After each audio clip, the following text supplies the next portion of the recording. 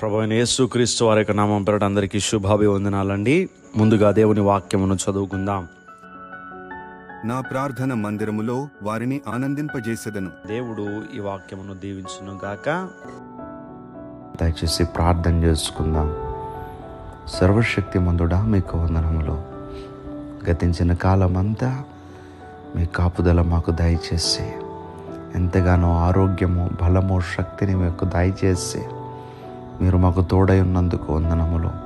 దేవా, మీ సన్నిధిలో మేము గడుపుట అది మాకెంతో దీవెన కనుక ఈరోజు నిబిడలు వారు పనులు ప్రారంభిస్తుండగా నిబిడల పనులకు తోడుగా ఉండి మేమందరమును మీ ఆవరణములో గడుపుటకు చక్కటి సమయం ఇచ్చి ఉన్నారు కనుక ఆ సమయమును సద్వినియోగం చేసుకోగలిగినటువంటి జ్ఞానము మాకు దయచేయమని, ఈ ప్రార్థనలో ఏకీభవించిన ప్రతి బిడ్డను కూడా మీరు దీవించి ఆశీర్వదించమని యేసుక్రీస్తు వారి యొక్క నామం పేరట అడిగి వేడుకుంటూ ఉన్నాం మా పరమ తండ్రి.